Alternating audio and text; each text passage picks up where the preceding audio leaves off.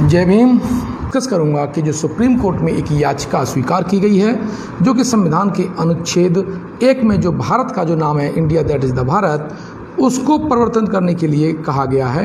उन्होंने कहा है कि जो इंडिया जो शब्द है वो विदेशी है और इसे हटाया जाना चाहिए। और संविधान सभा में जो चर्चा उस वक्त चल रही थी कि हिंदुस्तान एक वर्ड लोग ज़्यादा चाह रहे थे, तो मैं इसमें विधिवत आपको चर्चा करूंगा कि हिंदुस्तान वर्ड को संविधान सभा में क्यों रिजेक्ट किया गया। डॉक्टर अंबेडकर ने किस परिप्रेक्ष्य में इंडिया शब्द रखा और भारत शब्द रखा। इसीलिए मैं आपको विधिवत शुरू से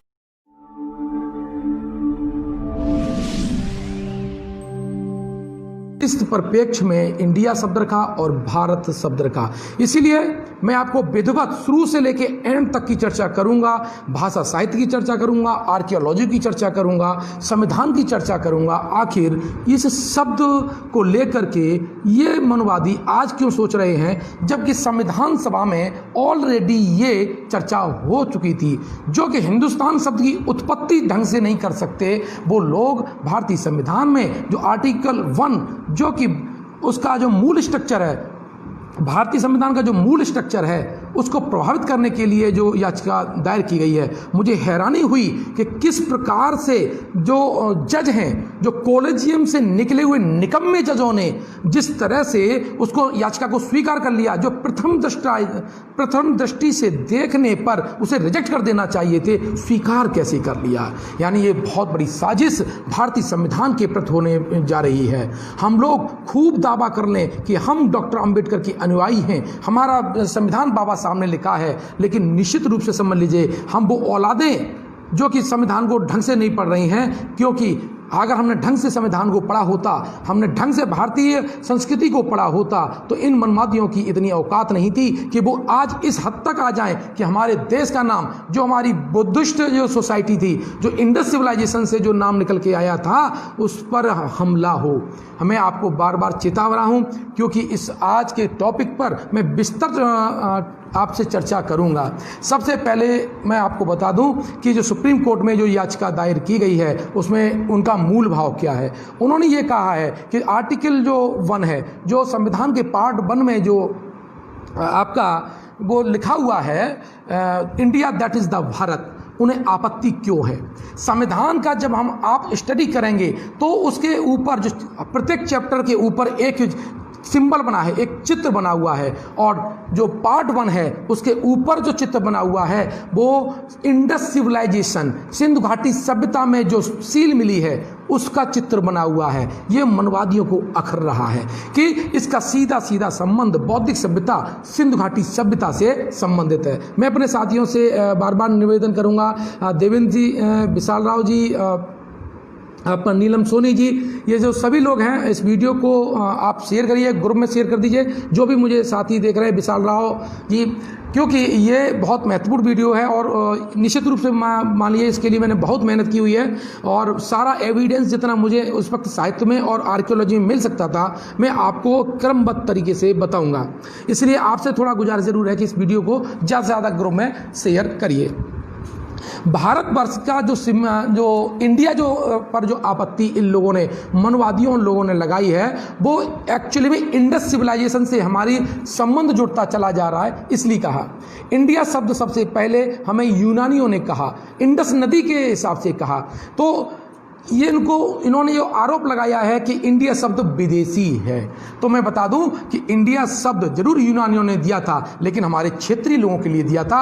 और ये गौरवमयी हमारी जो संस्कृति थी, जो सिंधु घाटी सभ्यता, जिसे उन्होंने इंडस कहा, यानी सिंधु नदी को यूनानियों ने इंडस कहा था और इंडस से इधर के एरिया को इन्होंने इंडिया कहा था। और इस पूरे क्षेत्र को उन्होंने बृहद रूप से व्याख्या की थी।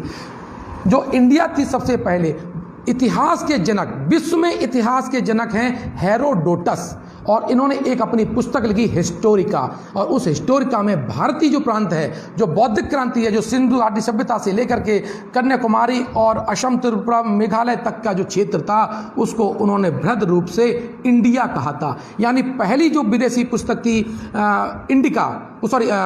हेरोडोटस ने जो लिखी हिस्टोरिका, जो विश्व में इतिहास के जनक जिन्हें माने जाते हैं, उन्होंने हमारे देश को, हमारे गौरवमयी इतिहास को, हमारे व्यापारिक, आर्थिक, राजनीतिक क्रांति को, जो उस वक्त हमारी सोने की चिड़िया कहा जाता था, उसके संदर्भ में भारत को जो कहा वो इंडिया शब्द कहा था। तो इंडिया जो शब्द था वो सिंधु घाटी सभ्यता की जो गौरवमयी इतिहास था उसके लिए कहा गया था, कोई ये हीन वर्ड नहीं था।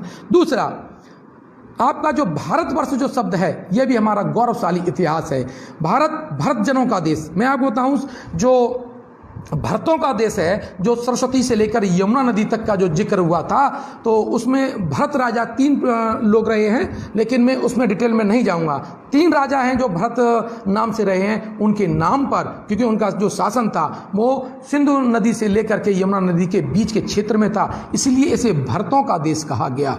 दूसरा उदाहरण जो भरत हैं, जो आप जानते होंगे कि जो जैन मुनि हैं, जो पहले जैन धर्म के जो पहले तीर्थंकर थे ऋषभदेव, और उनके लड़कों का जो नाम था, जो बड़े लड़के थे उनका भी नाम भरत था।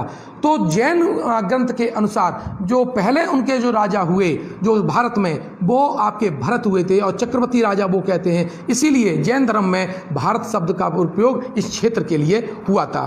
इंडिया शब्द की बात बता रहा हूं, जो चंद्रगुप्त मौर्य जो हमारे प्रथम भरत भारत के सम्राट हैं, और उनके दरबार में एक यूनानी का राजदूत था, शैल्यूकस का जो राजदूत था, जिसका नाम था मेगास्थनीज, और इसने भारत में एक पुस्तक लिखी इंडिका, और उस इंडिका में भी भारत की जो क्षेत्र का जो उल्लेख करता है, सबसे बृहद इन्होंने कर्नाटक तक का उल्लेख किया, असम तक का उल्लेख किया, और पूरा यूनान का जो उनको डोनेट हुआ था चंद्रगुप्त मौर्य को दहेज के रूप में जो मिला था, जब इन्होंने सेल्यूकस को पराजित किया था, उस संपूर्ण क्षेत्र को उन्होंने इंडिया शब्द कहा था अपनी पुस्तक इंडिका में। तो संपूर्ण भारत का प्रतिनिधित्व, जहां पर हमारी जीत और गौरवशाली का जो इतिहास था वो इंडिया शब्द कहा गया था। तो जो मूर्ख अभी जो लोग हैं, जो इंडिया शब्द का अर्थ ही नहीं जानते हैं, वो कोर्ट में जाके चले गए हैं, क्योंकि जो गोबर और गणेश जो, और ये गोबर की बात करेगा, गौमूत्र की पीने की बात करेगा, उसके दिमाग में प्रज्ञाशील करुणा नहीं रहेगी, बुद्धि विवेक खुलेगा ही नहीं, तो वो उन शब्दों का अर्थ ही नहीं समझ पाएगा।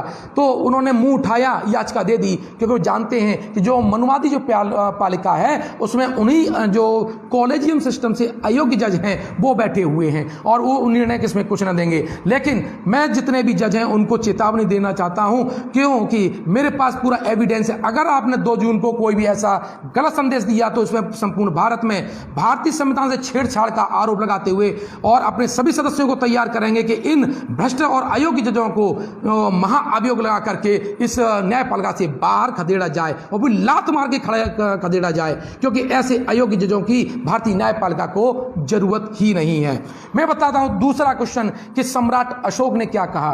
बाबा साहब डॉक्टर अंबेडकर ने संविधान सभा में इस पर डिबेट किया है। 41 संविधान सभा के लोगों ने इस पर डिबेट की थी, तब जाकर के ये शब्द निकले आए। वहां पर हमारा हिंदुस्तान शब्द भी आया था, भारतवर्ष शब्द भी आया, इंडिया भी आया, भारत भी आया, सब पर चर्चा हुई है। और संविधान सभा के जो लोग थे उन्होंने मिलकर के इस देश का नाम इंडिया और भारत रखा है, जो कि हमारे आर्टिकल 1 में ये हमारे देश का संवैधानिक नाम है। चलिए इतिहास में फिर घूम लेते हैं। सम्राट अशोक ने अपने जो अभिलेख हैं उन्होंने इसको लिखा जम्मू द्वीप। जम्मू द्वीप जामुन का द्वीप है ना, जहाँ पर क्योंकि जामुन की जो जामुन और जम्मू पर्यायवाची शब्द हैं, और यहाँ पर बहुत से ऐसे जंगल थे, तो इसीलिए बौद्ध साहित्य में हमारे देश का नाम मिलता है वो जम्मू द्वीप मिलता है। एक चीनी यात्री वेनसांग हमारे पास आए थे, और उन्होंने पुस्तक लिखी थी सीयू की, और चूंकि वो इंडस नदी को पार करके आए थे इसलिए उन्होंने इसको लिखा यिन टू, यानी चीनी लोगों ने भी हमारे जो देश का नाम है वो यिंतु लिखा है। वेनसांग ने अपनी पुस्तक है सीयू की, इसमें इस शब्द का उल्लेख किया है। लेकिन सबसे महत्वपूर्ण बात यह है कि जो कि ये अपना ही इतिहास नहीं जानते। अगर इन्होंने अपना ही जो ब्राह्मण हैं इन्होंने अपना ही इतिहास अगर पढ़ा होता तो ये उनको शर्म आनी चाहिए थी इस शब्द को उल्लेख करने के लिए, कि जो विवाद इन्होंने पैदा कर दिया संविधान को लेकर के, कि नाम को लेकर के। भारतवर्ष जो शब्द का नाम है सबसे पहले संस्कृत के व्याकरण की, जो कि इन्हीं के लोगों के द्वारा लिखी गई पुस्तक है, हमारी लिखी हुई पुस्तक नहीं है, पाणिनि की अष्टाध्यायी, जिसमें जो संस्कृत व्याकरण की पहली मानक पुस्तक मानी जाती है, उसमें भारतवर्ष शब्द मिलता है। और आर्कियोलॉजी अगर अभिलेख की दृष्टि से अगर मैं बताऊं आपको, तो भारतवर्ष शब्द का उल्लेख जो उड़ीसा है वहां पर चेदी वंश के एक शासक थे खारवेल, और उन्होंने एक अपना अभिलेख खुदवाया जिसे हाथी गुम्फा अभिलेख कहते हैं, और उस हाथी गुम्फा अभिलेख में हमारे देश का नाम मिलता है भारत वर्ष। ये मैं फर्जी नहीं दे रहा हूँ, आप हिस्टोरियन से, आर्कियोलॉजी से और पुस्तक से बिल्कुल चेक कर सकते हैं। किसी भी नेट उठाइए, अच्छी से स्टैंडर्ड बुक उठाइए, रेफरेंस बुक उठाइए, तो आपको ये चीज़ें मिल जाएंगी। हाथी गुम्फा अभिलेख में पहली बार हमको जो मिलता है वो भारत वर्ष मिलता है। तो हमारे जो बाबा साहब डॉक्टर अम्बेडकर ने जब इन दोनों नाम रखने की कोशिश की तो उन्होंने यहाँ पर भाषाई स्तर से भी उसको चयन किया, उसको राजनीतिक अर्थ में भी चयन किया, शब्दों के अर्थ में भी उसको चयन किया, और भौगोलिक संस्कृति दृष्टि से परिप्रेक्ष्य से इसको चयन किया। क्योंकि बाबा साहब डॉक्टर अम्बेडकर वो बहुत सी भाषाओं के ज्ञाता थे, बहुत से शास्त्रों के ज्ञाता थे, इसलिए उन्होंने शब्दों के चयन में कोई कोताही नहीं बरती है। और यही कारण था कि संविधान सभा जब वो भारत का नाम रखा जा रहा था तो उसमें नतमस्तक थी डॉक्टर अम्बेडकर के सामने, क्योंकि ये नाम सारे पक्षों से निकलकर, कुछ लोग ये कहते हैं कि सॉरी, मैं फ़ोन आ गया था, डिस्टर्ब है। मैं निवेदन करता हूं कि जब मेरा वीडियो लाइव रहा हो तो मेरे साथी हैं मुझे फ़ोन ना किया करें, इसलिए मैं सूचना भी डाल देता हूं। एक तो मेरा फ्लो भी टूटता है और हम लोगों के बीच में जो बाधा होती है, आगे से मुझे लगता है कि जितने भी साथी मुझे सुनते हैं, चूँकि ये मेरा पर्सनल नंबर है और पर्सनल नंबर पर अगर हम लोग फ़ोन करेंगे तो मुझे थोड़ा दिक्कत हो जाती है जब ये टूट जाता है। तो अब बात आई हिंदुस्तान की, जो ये व्यक्ति कह रहा है कि हिंदुस्तान जो शब्द है वो हमारा है और इंडिया शब्द विदेशी है, उसे हिंदू शब्द का अर्थ ही नहीं मालूम है। हिंदू शब्द का मैं आपको बताऊं अर्थ, और वो व्यापक अर्थ जो मैंने अपने विभिन्न स्रोतों से निकाला है।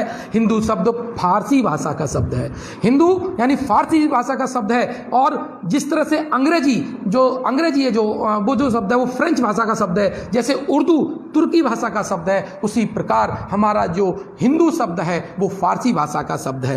एक ग्यास नामी कोश, फारसी एक किताब है जो कि ग्यास ने लिखी थी, जो अरबी फारसी भाषा का जो ग्रंथ है, उसमें लिखा है हिंदू दर मुहावरा फारसिया बा मैने दुजदो रहजनो गुलामे आयद। अर्थात हिंदू शब्द फारसी भाषा के अनुसार चोर, डाकू, रहजन यानी रास्ते के जो लुटेरे हैं उनके लिए प्रयोग किया जाता है। और ये जो परिभाषा फारसी शब्दकोश से आई है और इसका उल्लेख विधिवत से आज सारे फारसी लैंग्वेज के जो व्याकरण है, शब्दों की व्याख्या है, उसमें आप देख सकते हैं। और इसका रेफरेंस बता रहा हूँ, ये मिर्जा ग्यास के द्वारा लिखी गई पुस्तक है और ग्यास नामी कोश है जिसमें हिंदू है। दूसरी पुस्तक जो लिखी है चमन बेनजीर ने, और उन्होंने भी ये 9वीं शताब्दी के आसपास ही थी। चे हिंदू हिंदुए काफिर, चे काफिर काफिर रहजन, चे रहजन रहजने ईमान। हिंदू क्या है वो हिंदू की परिभाषा देते हैं उसमें। हिंदू क्या है? हिंदू काफिर हैं, हिंदू काफिर हैं, रहजन है। रहजन कौन है? ईमान का डाका डालने वाला है, रास्तों को लूटने वाला है। उन्होंने हिंदू शब्द की ये व्याख्या की हुई है। संस्कृत साहित्य में हिंदू जो शब्द के, जो आजकल भाषा विज्ञानी अगर ये सोच रहे हो कि उन्हें अगर हिंदू शब्द के बारे में, उनके ग्रंथों के उल्लेख के बारे में है जिसका दावा लेकर के वो अपना संस्कृत के साक्ष्य लेकर के आ जाते हैं। आप किसी भी आपके संस्कृत साहित्य में जो 11वीं शताब्दी से ऊपर है, किसी में हिंदू जो संस्कृत है वो 7वीं शताब्दी से पहले किसी भी ग्रंथ में नहीं मिलता है। ना वेद में मिलेगा, ना पुराण में मिलेगा, ना उपनिषद में मिलेगा, ना अरण्यक में मिलेगा, न सूत्र साहित्य में मिलेगा, न बुद्ध साहित्य में भी हिंदू शब्द नहीं मिलता है। जैन साहित्य जो आगम साहित्य है उसमें भी हिंदू शब्द नहीं मिलता, न गीता में मिलेगा, न महाभारत में मिलेगा, न वाल्मीकि की रामायण में मिलेगा। किसी में भी हिंदू शब्द का उल्लेख नहीं मिलता है, क्योंकि जो शुरुआत के संस्कृत के विशेषज्ञ थे वो जानते थे कि हिंदू शब्द का अर्थ क्या है। इसीलिए स्वामी विवेकानंद ने, अगर इन नालायकों ने स्वामी विवेकानंद को भी अगर पढ़ा होता तो वो भी हिंदू शब्द को यूज नहीं करते हैं। वो कहते हैं अपनी संस्कृति के लिए, जो इनकी आज सनातन संस्कृति की जो बात करते हैं उस पर स्वामी विवेकानंद कहते हैं कि I am the Vedantist not Hindu. उन्होंने कहा कि मुझे हिंदू नहीं कहिए, मुझे वेदांतिस्ट कहिए। तो जिसकी जो सबसे बड़ी व्याख्या हिंदू में स्वामी विवेकानंद की जाती है, तब वो जब हिंदू शब्द का उल्लेख नहीं करते तो ये मूर्ख लोग, जो कुछ लोगों ने हिंदू महासभा बनाई और हिंदू नाम के जो संगठन बनाए हैं, वो हिंदू शब्द का वास्तविक अर्थ नहीं जानते हैं। लेकिन हिंदू शब्द का मैं फिर ये अभी तक मैंने कुछ भाषा कोश के अनुसार बताया, लेकिन हिंदुस्तान शब्द की उत्पत्ति के बारे में आपको बताता हूँ। 262 ईसा पूर्व में एक शासक थे शाहपुर प्रथम, जो कि ससानी ईरान में एक ससानी वंश था, और उन्होंने अपने अभिलेख को 3 भाषाओं में खुदवाया, और ये त्रिभाषा का अभिलेख था, जिसमें पहली भाषा आपकी ईरानी थी, दूसरी पहलवी थी, और तीसरी आपकी यूनानी अर्थात ग्रीक थी भाषा थी। और उसमें उन्होंने हिंदी शब्द यानी अपने क्षेत्र को हिंदी शब्द लिखा था, ठीक है। और वही हिंदी शब्द बाद में 9वीं और 7वीं शताब्दी के बाद में हिंदुस्तान के रूप में प्रस्तुत हुआ। तो जो आपकी 7वीं शताब्दी से पहले हिंदुस्तान वर्ड नहीं है, तो इस भारत का कैसे शब्द हो सकता है? तो ये विदेशी शब्द हम लोग ढो रहे हैं, तो इस आधार पर यह याचिका रिजेक्ट हो जानी चाहिए थी। संविधान सभा की डिबेट पर यह याचिका रिजेक्ट हो जानी चाहिए थी। और सुप्रीम कोर्ट ने कहा है कि जो आर्टिकल नंबर 1 है, भारत का जो नाम है मूल ढांचे को प्रभावित करता है। तो किस बेवकूफ ने, वो कौन सा बेवकूफ था जो सुप्रीम कोर्ट में जिसने इस याचिका को स्वीकार कर लिया, जो कि प्रथम दृष्टि से जो मूल ढांचे को प्रभावित करने वाली थी, उसको रिजेक्ट कर देना चाहिए था। तो मैं बार बार बता रहा हूं आपको कि हमारे सारे साथियों को पढ़ना और लिखना चाहिए, इनका मुंहतोड़ जवाब देना चाहिए, क्योंकि जब आप मुंहतोड़ जवाब देंगे तो जो न्यायपालिका में बैठा हुआ अभी जब तक हम लोग इन लोगों को हटा नहीं देते, तब तक ये भय में रहें कि जो अम्बेडकर लोग हैं वो खामोश रहने वाले नहीं हैं। 9वीं शताब्दी में एक लेखक जिसका नाम ज्ञात नहीं है, लेकिन वो जो अरबी साहित्यकार हैं उसमें उसका उल्लेख मिलता है, लेकिन 9वीं शताब्दी की जो पुस्तक है और उसका नाम है हुदूद अल आलम। हुदूद अल आलम में पहली बार जो विदेशी पुस्तक है हिंदुस्तान वर्ड मिलता है। जो आपके ग्रंथों में वो नाम नहीं है और वो दूसरे के ग्रंथों में नाम मिलता है, तो विदेशी हिंदुस्तान हुआ। इंडिया हमारे गौरव का वार था, और हिंदू में शब्द में जो छुपी हुई बातें हैं, वो जो उसकी भाषा व्याकरण है, वो निम्न स्थिति की है। आप उस देश को, इस देश का जो गौरवमय नाम है, उसको आप निम्न कोटि के नाम पर दे जाना चाहते हैं। ये मूर्खता ही है, और ये मूर्खता केवल गाय और गोबर और जो गौमूत्र के आंदोलन चलाने वालों में इससे ज़्यादा अकल आ ही नहीं सकती, मैं स्पष्ट रूप से कह देना चाहता हूं। दूसरा, अमीर खुसरो ने हमने हिंद वर्ड यूज किया। अमीर खुसरो जो कि पटियाली के रहने वाले थे, जो वर्तमान में कासगंज जिले में हैं, उन्होंने जरूर हिंद, लेकिन उन्होंने संस्कृति के परिप्रेक्ष्य में हिंद शब्द का प्रयोग किया था। दूसरा, ईसामी एक और जो सल्तनत काल के हिस्टोरियन है, और उन्होंने भी अपनी पुस्तक में इस देश का नाम है वो हिंदुस्तान लिखा है। अमीर खुसरो ने अपने इस देश को, हालांकि उन्होंने हिंद जरूर बोला था, लेकिन वो उन्होंने यहाँ की संस्कृति को अपनाया, और अपने इस देश को उन्होंने ये कहा कि भारत में अगर कहीं स्वर्ग है, अगर विश्व में कहीं स्वर्ग है तो भारत में है। पृथ्वी का स्वर्ग उन्होंने भारत को कहा। ध्यान रखिएगा, हिंद को पर्यायवाची और एक जगह वो भारत बोलते हैं, स्वर्ग के रूप में वो भारत का जिक्र करते हैं, क्योंकि जो कुरान में जो स्वर्ग के कुरान में जो जन्नत के लक्षण हैं वो भारत की भूमि भी पाए जाते हैं। तो मैं आपको बता देता हूं बार बार कि जैसे विभिन्न हिस्टोरियन ने अगर हिंदुस्तान वर्ड यूज किया है तो किस अर्थ में यूज किया है। अब आ लेते हैं मनुस्मृति जिन्होंने बड़ा निकृष्ट, जिसे बाबा साहब ने जलाया था, और इतनी निकृष्ट अगर किसी विश्व में कई पुस्तक नहीं लिखी गई कानून की जितनी मनुस्मृति थी। उसमें ये स्पष्ट व्याख्या भी नहीं कर पाए। इन्होंने गंगा और यमुना के जो क्षेत्र है उसको उन्होंने ब्रह्म ऋषि देश कहा। तो संविधान सभा में ये ब्रह्म ऋषि देश को लेकर चिल्लाने लगे थे, तो कितना डिफाइन करते हम। जो ब्रह्म ऋषि देश था वो त्रिपुरा से लेकर के आपका गुजरात और जम्मू कश्मीर से लेकर कन्याकुमारी तक डिफाइन नहीं कर सकता था, क्योंकि ब्रह्म ऋषि गंगा और यमुना के बीच के क्षेत्र को कहा जाता था। एक और मैं आपको बता दूं कि जो संस्कृत के जो ग्रंथ हैं जिसमें हिंदुस्तान वर्ड मिलता है वो है मेरुतंत्र और बृहस्पति आगम। जब बृहस्पति ने स्मृति ग्रंथ लिखा तब उसमें हिंदुस्तान वर्ड नहीं था। बृहत संहिता उन्होंने अपनी पुस्तक लिखी तब उसमें उल्लेख नहीं था।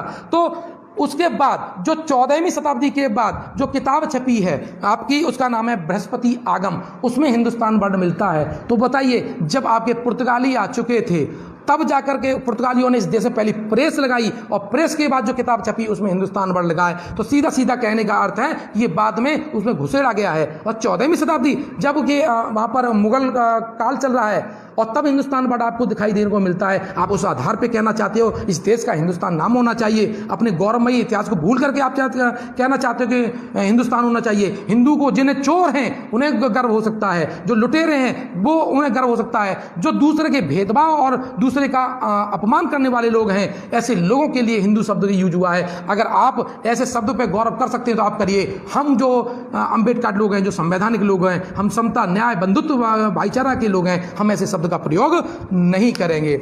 इसी के आधार पर मैं आपको बता रहा हूं, हिंदू, अगर इन्होंने अपना हिंदी साहित्य अगर पढ़ा होता तो भोलानाथ तिवारी, जिन्होंने इन्हीं के लोग हैं, हमारे लोग नहीं हैं, भोलानाथ तिवारी ने सबसे पहले एक किताब का जिक्र मिलता है। वो कहते हैं कि निशीत चूर्ण नामक एक पुस्तक है और उसमें भी हिंदू शब्द मिलता है, और वो भी किताब का जो भोलानाथ तिवारी कहते हैं वो 7वीं शताब्दी है। किसी भी तरह से आप ले जाइए, 7वीं शताब्दी से ऊपर हिंदू शब्द का उल्लेख आपका मिलता ही नहीं है। तो इसका जिक्र मैं बार बार क्यों कह रहा हूं? मैं इसलिए जिक्र कह रहा हूं कि अगर सुप्रीम कोर्ट के किसी अगर जज ने ये हिम्मत भी अगर करी कि अगर उसने छेड़छाड़ करने की कोशिश की है तो उसके थोपड़े पर हम ये पेस्ट कर देंगे कि इतने साहित्य को तूने झुठला करके दिया है। साकेत का मुद्दा है, साकेत को मेरे लोगों की वजह से वो कमजोर मुद्दा पड़ गया, वरना वो भी हम तुम्हारे मुंह पर मारते। ठीक है, हम लोग लेट हुए। मैं प्रबुद्ध भारत निर्माण संघ का एक कार्यकर्ता होने के नाते ये मेरी जिम्मेदारी है कि मैं डॉक्टर अंबेडकर के सिद्धांत जन जन तक पहुंचाऊं, और प्रबुद्ध भारत निर्माण संघ अपने इंटेलेक्चुअल, अपने जो अंबेडकर लोगों के साथ मिलकर के संविधान से छेड़छाड़ करने वाले लोगों के खिलाफ एक आंदोलन चलाएगा। मैं तैमूर लंग का आप नाम सुना होगा। जब उसका जो एक पोता था, उसका नाम था सरफुद्दीन यजदी, और जिसका शासन काल है 1424, और उसने एक पुस्तक लिखी जफरनामा, उसमें भी उन्होंने अपने हिंदू का लिखा। हिंदू किस अर्थ में हुआ? उन्होंने कहा कि मैंने इनको जीता है, ये लोग जिनको मैंने जीता है, उस रूम में और भाषा के रूम में उन्होंने हमारे लोगों का जिक्र किया था। हमारे देश में एक और फारसी कविता औफी, जिसने 1228 में एक भाषा के क्रम में रूप में हमारे देश का नाम और हमारी भाषा का नाम हिंदवी कहा था। तो हिंदवी किसने दिया? मुझे अभी तक के पूरे इतिहास में देख लिए, हिंदुस्तान, हिंदवी, हिंदी किसी भी भारतीय के द्वारा नहीं दिया गया। तो जो याचिका करता है वो कैसे कह सकता है कि जो हिंदुस्तान हमारा वर्ड है इंडिया विदेशी वर्ड है? ये तो नालायकों की एक फौज है। इस देश में पढ़े लिखे लोगों की वजह से ये मूर्ख लोग शासन में आ गए हैं, और हम लोगों के पढ़े लिखे लोगों की जिम्मेदारी हो जाती है कि इस प्रथा को आगे बढ़ाएं, संवैधानिक और वैज्ञानिकता, तार्किकता सोच को आगे बढ़ाएं। मैं फिर बताना दे जाता हूं, भाषा साहित्य की बात कर लीजिए तो ब्रज भाषा का जो व्याकरण है, जो हिंदी के बहुत बड़ी बात हिंदू की बात करते हैं, तो ब्रज भाषा का व्याकरण भी ये लोग पहले नहीं लिख पाए। वो भी एक फारसी कवि ने लिखा, फारसी व्यक्ति ने लिखा, जिसका नाम था मिर्जा खां, जिसने 1658 में ब्रज भाषा का व्याकरण किया। आप हिंदू शब्द की बात करते हैं, जो हिंदू जो कि आप अपना व्याकरण नहीं तैयार कर पाए, एक मुस्लिम ने व्याकरण तैयार किया था। दूसरा 1715 में एक व्याकरण तैयार किया था खड़ी बोली का भी, और वो किसने किया था? एक डच भाषा विज्ञानी था जिसका नाम था केटलर, उसने इस भाषा को यूज किया। आपके जो हिंदू के गर्व करने वाले हो, आपके हिंदी कवियों ने उसका इतिहास पहली बार नहीं लिखा, आपने व्याकरण अपना पहली बार नहीं लिखा, क्योंकि उधार का शब्द था, तुम्हारी औकात नहीं थी कि तुम लिख सकते हो। जब अंग्रेजों ने और लोगों ने आपका इतिहास लिख दिया, तब आपने उसे कट कॉपी पेस्ट करके अपनी उसमें कुछ शब्दावलियों के साथ छेड़छाड़ के साथ लिखा। तो नकल चोर हो ही हो, हिंदू शब्द चोर कहा है, तुमने भाषा चुराई। हमारी हिंदू की जो संस्कृति तो जो तुमने बनाई है, वो बौद्ध सभ्यता को नष्ट करके जो सभ्यता अपनी तुमने खड़ी की है, हमारे स्तूप मठ को तोड़ करके जो सभ्यता खड़ी है चोरी से, इसलिए तुमको हिंदू और नहीं चोर कहा गया है। चोरों की सभ्यता है तुम्हारी, क्योंकि तुमने हमारी बौद्ध सभ्यता के सारे मानक चुरा करके अपने ग्रंथ लिखे, अपने जो मंदिर बनाए, हमारे बौद्धों के स्तूपों को तोड़ करके ये मंदिर बनाए थे। तो आपने संस्कृति की चोरी की, भाषा की चोरी की, संस्कृत प्रस्कृत कर दी गई भाषा। कौन सी? अरे हिंदी साहित्य तो पाली साहित्य को उठा के देख लीजिए, पहली देसी भाषा पाली है, और पाली को तुमने सुसंस्कृत किया। जो संस्कृत का शब्द है उसमें सम पर्यायवाची है, और आपने किसको अलंकृत किया था? यानी पुरानी भाषा का परिशोधन किया। संस्कृत में स्पष्ट रूप से ये दिखाई देता है, यानी तुमने हमारी भाषा को अपनी कोडिंग करके नई भाषा बनाई थी। हिंदी साहित्य में मैं 1790 की बात करता हूं, और हिंदी साहित्य का पहला जो व्याकरण लिखा वो भी किसी भी हिंदू और ब्राह्मण की देन नहीं था, किसी मनवादी की देन नहीं था, वो भी एक अंग्रेज लेखक था गिलक्रिस्ट। उसने हिंदुस्तानी जो भाषा की ग्रामर लिखी, और उसका पुस्तक का नाम था हिंदुस्तानी ग्रामर।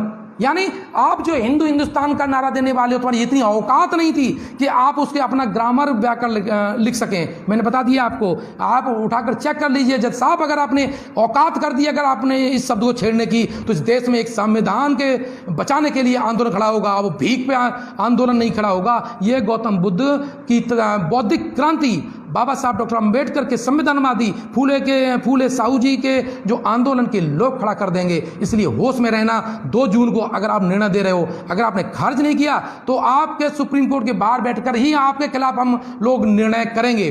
दूसरा मैं बता दूं, पाली को इस देश में आप हिंदी साहित्य तो पाली साहित्य में उठा के देख लीजिएगा। भारत सरकार के मानक के अनुसार जो पहली देसी जो भाषा है वो पाली है।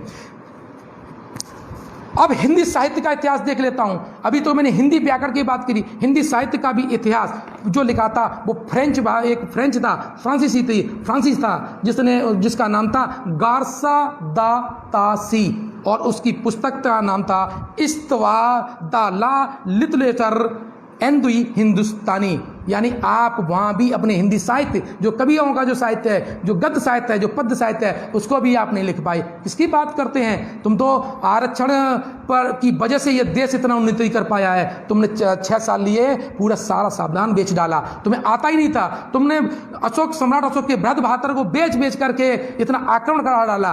तुम्हें शासन कर चलाना कभी आया ही नहीं, तुम्हारी औकात भी नहीं है, क्योंकि तुम्हारी डीएनए है जो तुम भिखारियों का डीएनए है आपका, और बुद्धि वाला तो है ही नहीं है। आप गोबर गणेश में ही तुम रह रहे हो, इसीलिए तुमने विदेशियों को बेच दिया। जब समझ लीजिए, जब आप अपने घर का सामान बेचने लगते हैं तो समझ लीजिए घर का चलाने वाला या तो अच्छा नहीं है, या दारूखोर है, चोर है, लुटेरा है, या उसकी इतनी योग्यता ही नहीं है। तो जो बिना आरक्षण वाले हैं, जो सोचते हैं, उनकी वजह से ये देश पीछे गया है।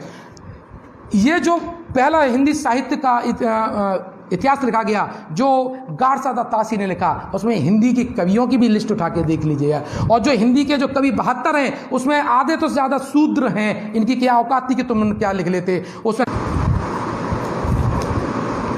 उसमें जितने कवि हैं, सॉरी मैंने कहा ना कि जो फ़ोन से बड़ा डिस्टर्ब होता है और बार बार ये कनेक्शन होता है, जबकि मैं लाइव हूँ और लाइव देख रहे हैं, और लाइव देखने वाले अगर मुझको कॉल करेंगे तो आप समझिए, ये आप लोग पढ़े लिखे लोग हैं, समझदार लोग हैं। आप जब देख रहे हैं कि मैंने आपको इन्फॉर्म किया है, पर्सनल इन्फॉर्म किया हुआ है कि मैं लाइव हूं और आप उसको डिस्टर्ब करेंगे, तो एक फ्लो टूटता है। और आज तक मैं बता रहा हूं कि बहुत महत्वपूर्ण सूचनाएं हैं, ये एविडेंस लगेंगे। वो इतना बड़ा एविडेंस खोज कर मैं आप तक लाया हूं, क्योंकि इन सुप्रीम कोर्ट के जो जज हैं और जो याचिकाकर्ता हैं, तो हमारे वकील को बहुत बड़ा मैटर मिलेगा। प्लीज़ मुझे कॉपरेट करिए, फ़ोन मत करिए। अभी उसके बाद मैं ब्रदर आपसे फ़ोन कर लूँगा। जय भीम अजय जी, धीरज कुमार राव जी और मीना सिंह अंशी जी, जय भीम। मैं आपसे तुरंत उसके बाद में बात करूँगा। तो टोटल आपके 738 कवि थे।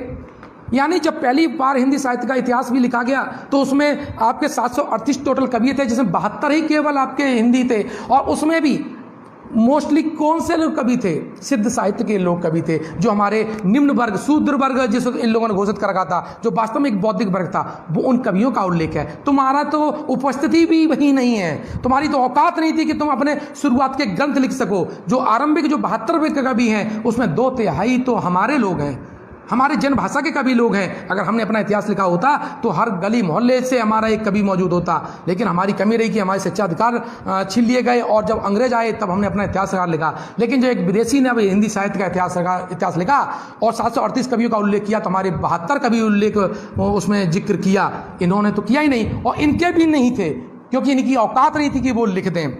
दूसरा, हिंदी भाषा को लेकर के संविधान सभा में 11 सितंबर 1949 से लेकर के 14 सितंबर 1949 तक जिक्र हुआ, और उस वक्त भी इन लोगों ने रायता फैलाया और वहाँ पर 2 भाषाओं के लिए वोट हो गया। बाबा साहब ने कहा कि जो संपूर्ण जो भाषा है, इंग्लिश के लिए आप ध्यान दीजिए, लेकिन जो राष्ट्र का जो गौरव है वो किसी भाषा को राष्ट्रभाषा नहीं बनाया जा सकता, इसलिए हिंदी हमारी राजभाषा बनाई, राष्ट्रभाषा नहीं बनाई। इनमें इन्होंने 4 भाषाओं पर बहुत डिटेल चर्चा हुई, हिंदी, संस्कृत और हिंदुस्तानी और अंग्रेजी। हिंदी और हिंदुस्तानी दोनों अलग हैं, आप बात समझ लीजिएगा। और वोटिंग हुई हिंदुस्तानी के लिए, क्योंकि ये हिंदुस्तानी का कॉलर तानते थे, तो वोटिंग हुआ। और वहां पर एक प्रस्ताव गोपाल स्वामी अयंगर ने प्रस्ताव पेश किया और उसका समर्थन किया था शंकर देव ने।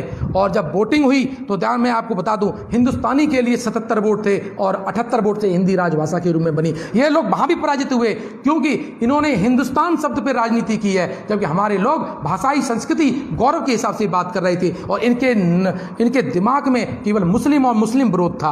लेकिन हमने इन सब को छोड़ करके पूरे संपूर्ण भारत को, बाबा साहब ने कहा भी था कि we are the making country, हम बनते हुए राष्ट्र हैं। हमने पूर्ण भारत का सपना देखा था जिसमें जाति मुक्त हो, जिसमें अन्याय न हो, जिसमें सोशल डेमोक्रेसी हो, जिसमें इकोनॉमिक डेमोक्रेसी हो। तो ये सारी चीज़ें हमारे संविधान की प्रस्तावना में डेमोक्रेटिक रिपब्लिकन की हम बात करते हैं, बाबा साहब का स्पष्ट संदेश था। तो ये जो हमेशा पराजित लोग थे, तो आखिर क्यों इन लोगों ने षड्यंत्र रचा? क्योंकि संविधान का जो पार्ट 1 है, हमारा जो संवैधानिक नाम है वो India that is the Bharat है, वो उसका उल्लेख करता है, इंडिया शब्द का उल्लेख करता है। और इंडिया जो पार्ट 1 है जिसके ऊपर चित्र बना हुआ है, इनको वो खल्ला है कि उसमें सिंधु घाटी सभ्यता है। क्योंकि अब साकेत आंदोलन के बाद एक बहुत बड़ा आंदोलन इस देश में जा रहा है, पूर्ण भारत निर्माण संघ इसका आंदोलन करने जा रहा है कि भारत में जितने 84,000 स्तूपों का जो सांस्कृतिक इतिहास है उसे खोद करके आर्कियोलॉजी दृष्टि से हम अपने डॉक्यूमेंट्री बना करके स्टूडियो के माध्यम से लोगों तक पहुंचाएंगे, जानकारी बताएंगे। तो इनके दिमाग खनक गए। इन्होंने कहा कि संविधान के जो पार्ट 1 पे है सिंधु घाटी सभ्यता की जो लिपि वाला चित्र है, जिसमें वृषभ का चित्र बना हुआ है, उसका चित्र बना हुआ है। और ये लोग जो अम्बेडकरवादी लोग हैं अब संविधान पढ़ने लगे हैं। और हमने भी कहा था हम 1 लाख संविधान बांटेंगे, और ये भी हमने बताया था कि संविधान के बाबा साहब ने पहला जो पृष्ठ बना था, संविधान का जो पार्ट 1 था, उस पर सिंधु घाटी सभ्यता का ही चित्र लगवाया था। तो इनका आज समझ में आया है कि अब साकेत आंदोलन के बाद पूरे देश में बौद्धिक आंदोलन खड़ा होने वाला है। सम्राट अशोक के सपनों का भारत उभर के आने वाला है। खुदाई में जहां जब निकल रहे हैं वो बौद्ध साक्ष्य निकल के आ रहे हैं। तो इससे ये लोग आज घबरा गए। जो अभी साकेत वे जो लोगों ने ज्ञापन देना स्टार्ट किया है, इसीलिए मैं बार बार कहता हूं, सभी मेरे पूज्य भिक्खु महोदय से निवेदन करना चाहता हूं कि भारत में जितने जो भिक्खुगण हैं वो सारे एक होकर के इस देश की 5वीं बौद्ध संगीति बुलाएं। आज तक 4 बौद्ध संगीति हुई हैं, 5वीं बौद्ध संगीति बुला करके मनवाद से के खिलाफ डंका बजाएं। सारे उपासकगण आपके साथ होंगे। सभी आप अपने मतभेद भुला करके एक संघ का आह्वान करें। हम आपके साथ पड़े हुए हैं। और प्रबुद्ध भारत निर्माण संघ इस बात का आह्वान करता है कि सभी भिक्षुगण, सभी उपासकगण मिलकर के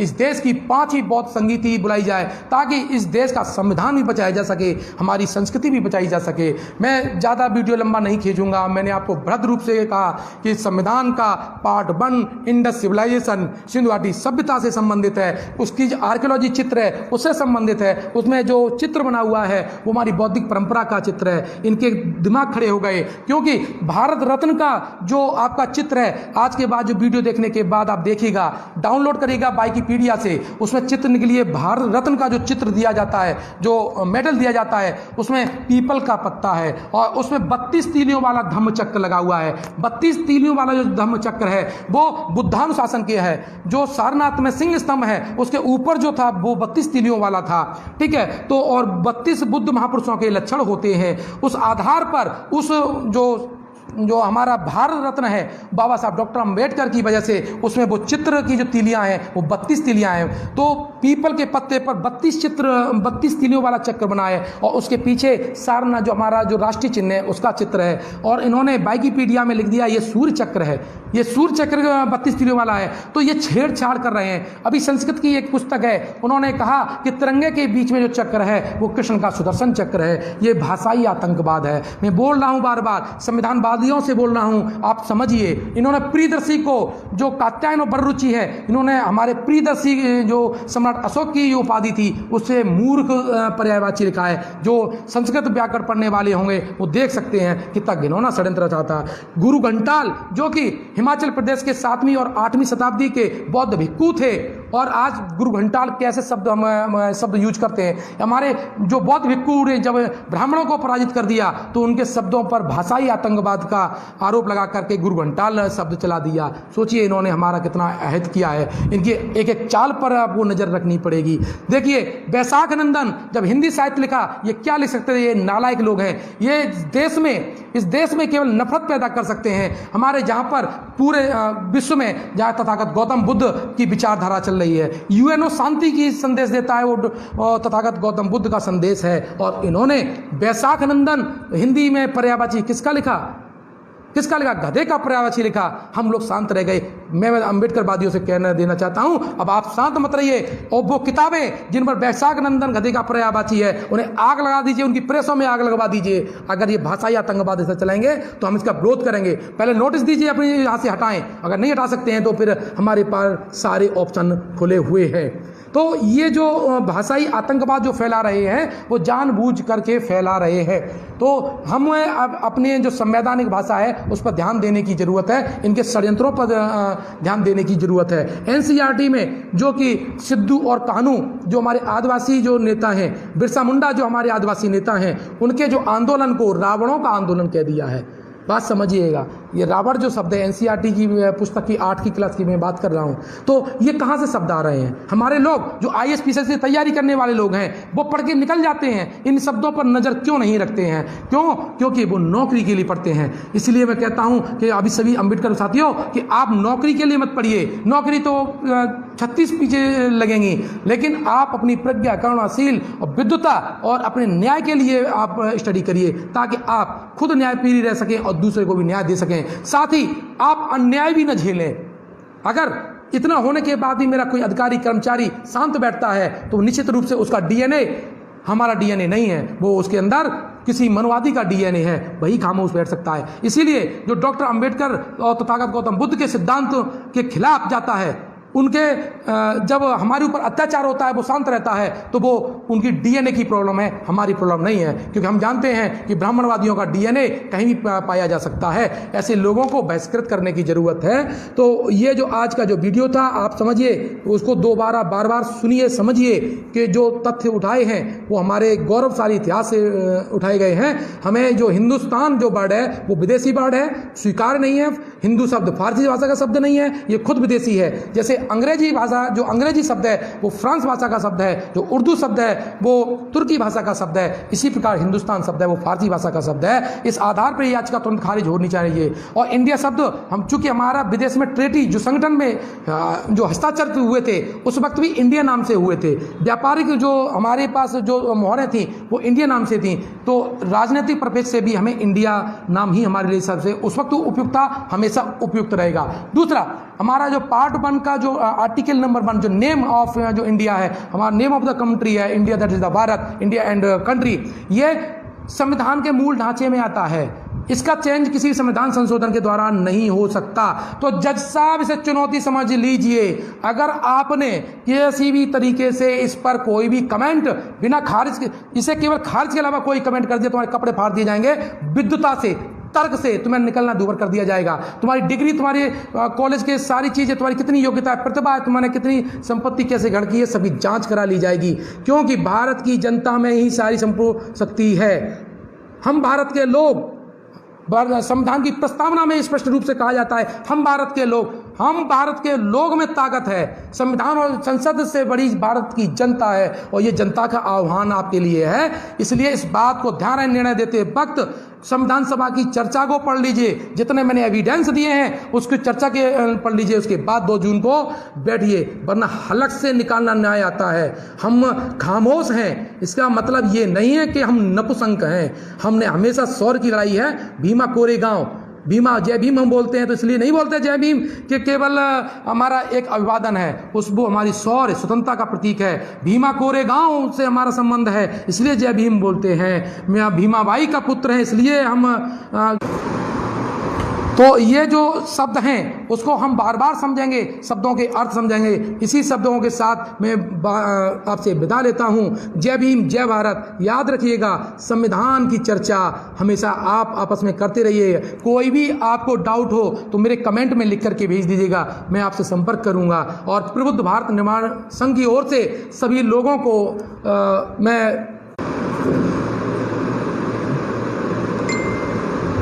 मैं सभी लोगों से निवेदन करना देखिए, बड़ा दिक्कत हो रहा है ना कि बार बार, वो मेरा महत्वपूर्ण लास्ट संदेश है, मैं कंक्लूड कर रहा हूँ कि प्रबुद्ध भारत निर्माण संघ आप लोगों के द्वार द्वार आएगा, केवल इसलिए कि इस भारत में बौद्धिक संस्कृति खड़ी हो जाए। हमारा उद्देश्य सभी संगठनों को एक करना है। हम कोई नया संघ नहीं बना रहे हैं, इसमें सभी लोगों को, संगठन को एक कलेक्टिव लीडरशिप लगा करके आरएसएस से बड़ा संगठन बड़ा करना है, ताकि हम अपने संदेश को लोगों तक पहुँचा सकें, वास्तविक संदेशों को पहुँचा सकें। हम अपनी इकोनॉमी पैरेलल नेशनल इकोनॉमी खड़ा कर सकें। इसलिए प्रबुद्ध भारत निर्माण संघ इन चीज़ों पर नज़र रखे हुए है।